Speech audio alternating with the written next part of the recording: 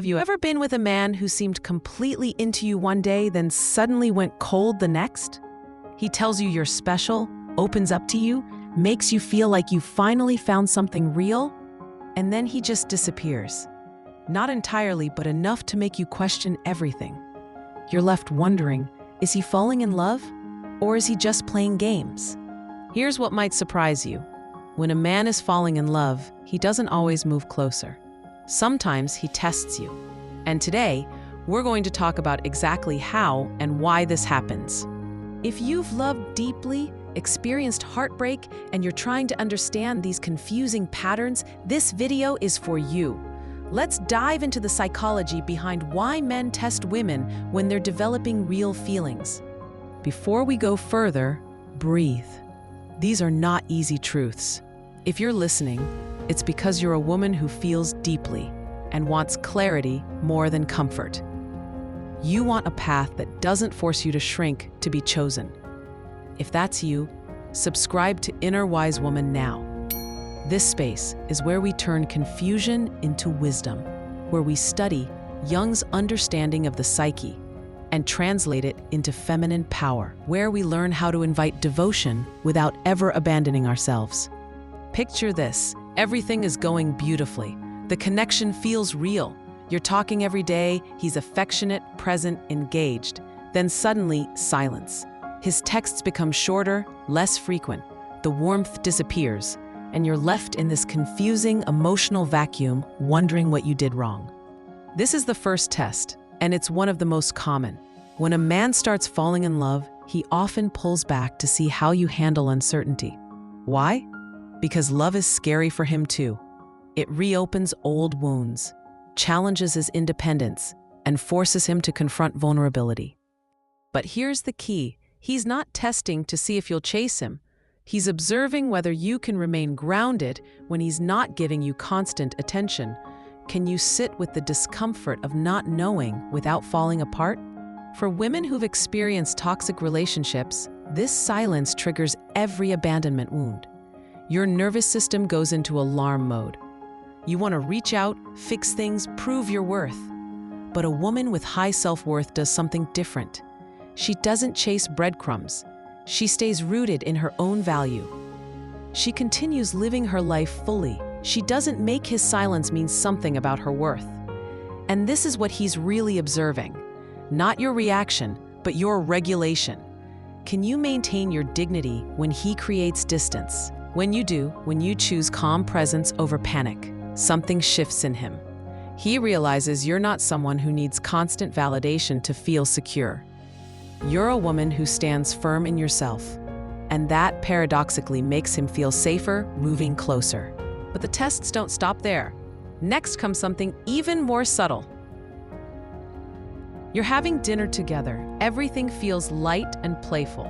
Then he says something that crosses a line. Maybe it's a joke about your past that stings. Maybe it's a comment that feels disrespectful. Or perhaps his touch lingers somewhere that makes you uncomfortable. In that moment, you face a choice. Do you laugh it off to keep things smooth? Stay quiet to avoid conflict? Or do you pause and set a boundary? This is the second test. He's unconsciously asking, can you protect yourself, even from me? Now, this isn't about him being cruel. It's about him needing to know that you have structure, that your boundaries are real. A man can't build emotional safety with someone whose walls collapse at the slightest pressure. Deep down, he respects what he cannot manipulate. Here's where many women struggle, especially those recovering from unhealthy relationships. You learned early on that setting boundaries meant punishment or rejection. So you stay silent, thinking you're being understanding. But that silence teaches him that your boundaries are negotiable. A woman with self-worth understands that every moment of discomfort is an opportunity to teach people how to treat her. She doesn't yell or justify. She simply says calmly and clearly, "That doesn't feel right to me." And when she does, the energy completely shifts. He no longer sees just someone to desire. He sees someone worth rising for. Then comes a different kind of test. One evening, his voice softens. He tells you something real. Maybe about his difficult relationship with his father. Maybe about feeling less confident than people think. or perhaps about someone who hurt him deeply before you. These aren't casual confessions. They're psychological thresholds. He's essentially asking, can you hold this without hurting me? Can you see my wounds without losing respect for me? This is where your response matters deeply. If you've spent your life being the healer, the fixer, the one who earns worth by rescuing others, his vulnerability becomes a trap. You want to save him. You slip from lover into therapist. But a woman with healthy self-worth doesn't drown in his pain. She listens with genuine presence. She creates safety, but she doesn't make his wounds her project. She allows him to be seen without losing herself in the process. When you hold that space, compassionate but boundaried, he experiences something powerful. He realizes that love and boundaries can coexist, that he can reveal his darkness without being consumed by it, or by you. But there's more he needs to know. And the next test reveals whether your loyalty is real or just performance. There's a moment when another man enters the picture. Maybe the barista flirts a bit. Maybe a male friend gives you a lingering compliment. Or perhaps you mention a coworker's name just a bit too often. And in that moment, he's watching. Not the other man, you. For a man who's becoming emotionally attached, especially one who's been betrayed before, trust isn't automatic. He's trying to answer a deep question. Are you faithful even when you don't have to be? This isn't about jealous possession. It's about orientation. Where does your attention naturally return? If you've been shaped by abandonment fears, you might unconsciously seek external validation.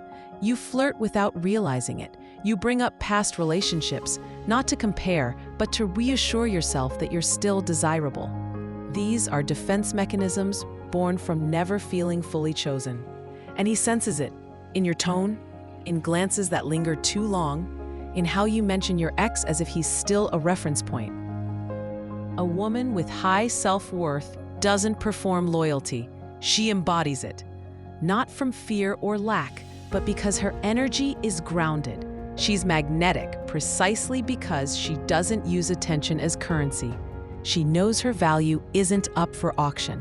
When she holds this posture, graceful, grounded, unmistakably loyal, he feels something rare, genuine emotional safety. The kind that makes a man lay down his armor because he no longer fears being just a placeholder. But trust needs more than loyalty. It needs depth, so he challenges your beliefs. You mention therapy and he smirks. Isn't that just modern self-help nonsense? You talk about your passion project and he questions whether you're using it to avoid intimacy. It's not openly hostile, but there's tension. The real question underneath: do you truly believe what you say, or do you fold when tested? A man falling in love doesn't just want your softness. He wants to feel your structure. He's testing whether you hold these beliefs because you've earned them through experience and pain, or just to feel powerful. Many women, especially those from toxic relationships, learn to be pleasing to survive. Disagreement meant danger. So when challenged, they retreat, smile nervously, change the subject. But a healed woman doesn't prove strength through resistance, nor does she submit to be liked. She meets the moment with calm presence. She doesn't justify herself. She reveals the depth behind her direction.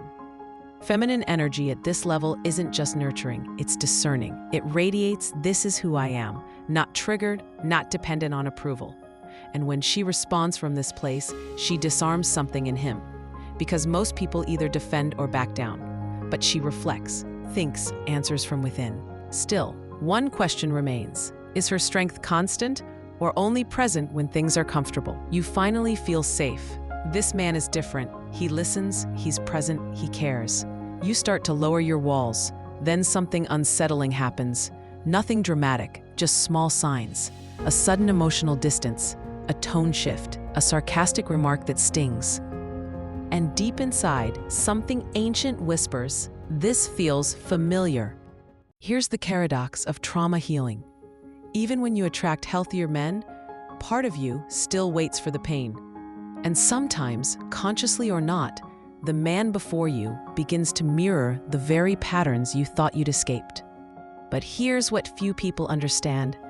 It's not always a warning sign. Sometimes it's a test, not just for him, but for you. When a man falls in love, he doesn't just see who you are. He senses who you were, and if he carries his own unconscious wounds, there's a chance he'll replay familiar emotional dynamics.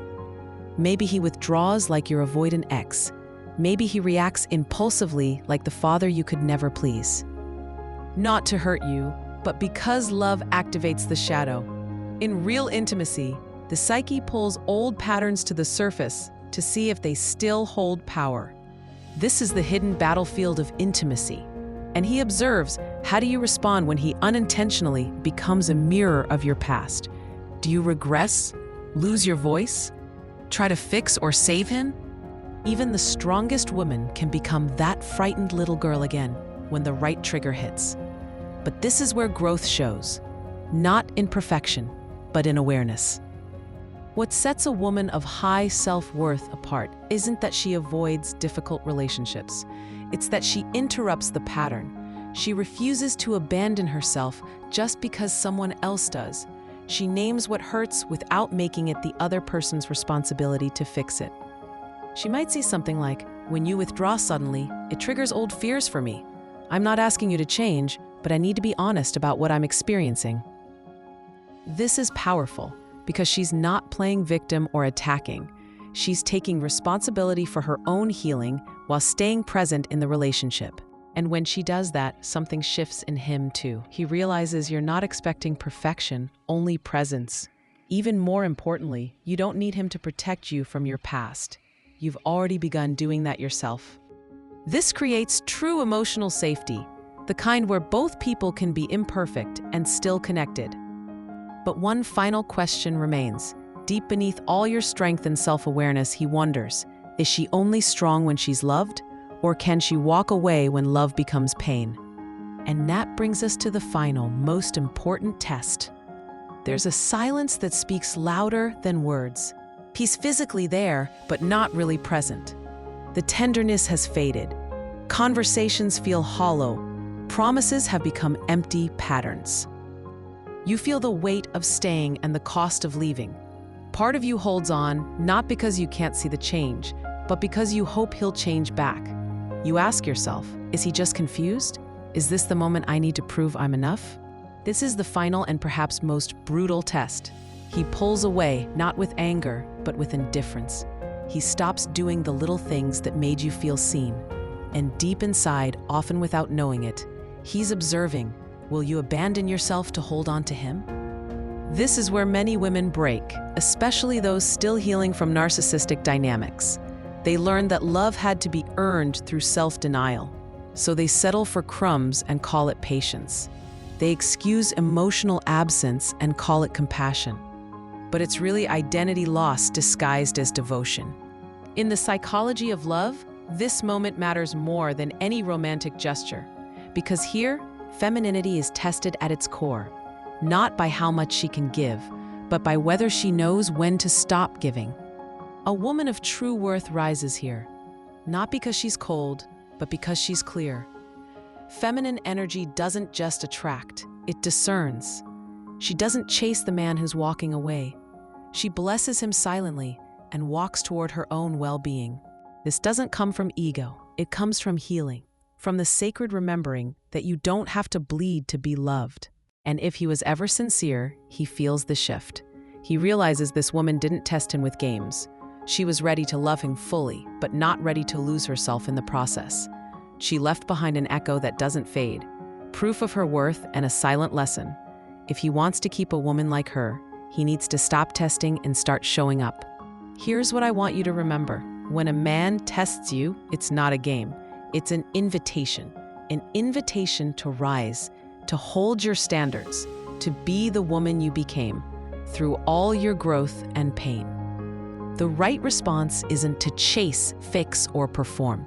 It's to remain grounded in your own value, maintain your boundaries, and know when to choose yourself. These tests aren't about him having power over you. They're opportunities for you to demonstrate your healing and self-worth, first to yourself and then to him. If this spoke to your soul, stay with us. Subscribe to Inner Wise Woman and claim a space where your clarity is celebrated, your depth is welcomed, and your standards are not shamed.